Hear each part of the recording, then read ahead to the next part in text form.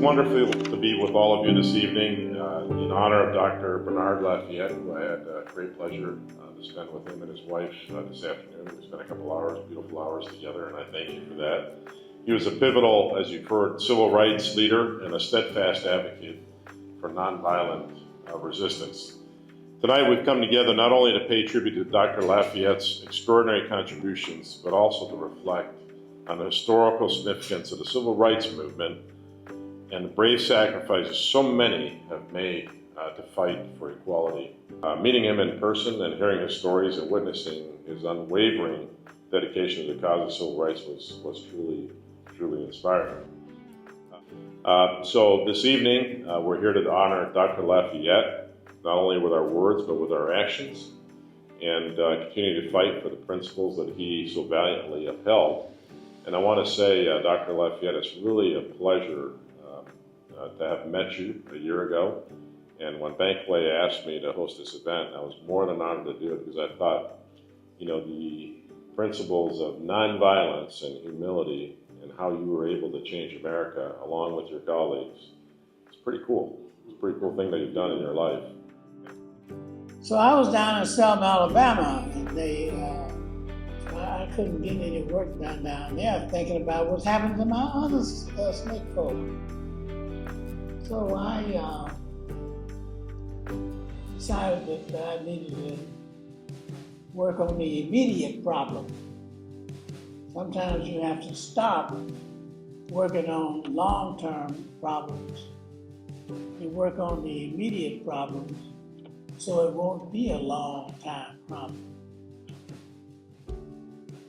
Sometimes you have to delay your plans in order to fulfill greater plans. I was supposed to have been going to Selma, but I had to delay my Selma trip in order to go. Dr. Bernard LaFayette, one of the most important figures in the history of American civil rights, but in global civil rights history.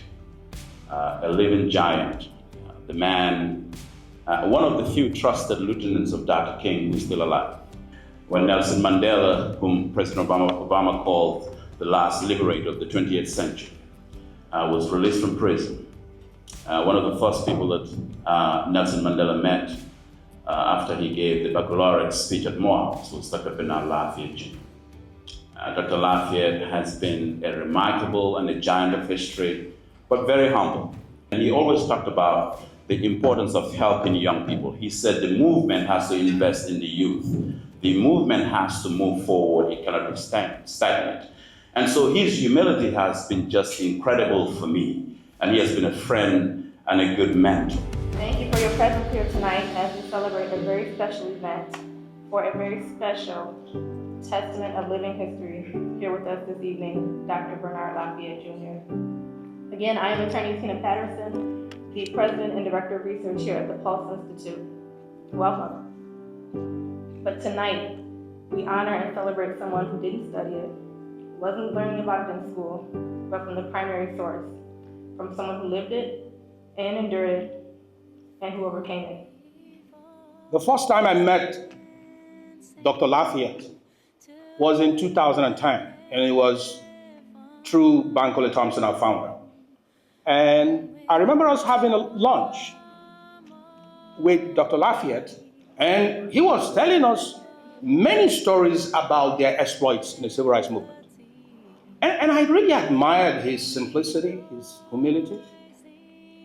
He didn't look down on us. He did not, treat us as if we were kids. He embraced us.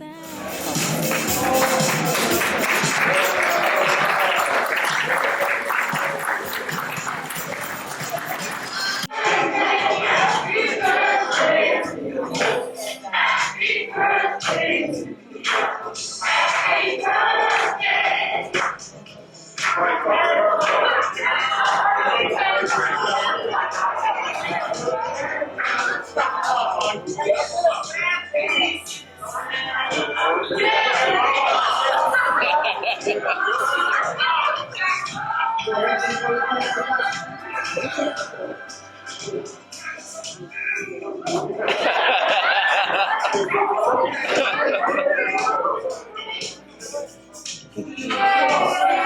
of the highlights of our trip was having the honor of meeting Dr. Bernard LaFayette Jr. in Montgomery, Alabama, and his wonderful wife.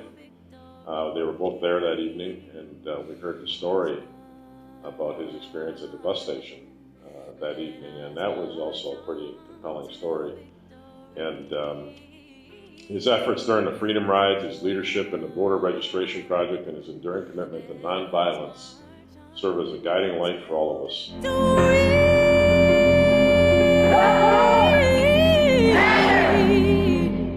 There are forces that want to take us back to another place. We don't want to go back. We want to go forward.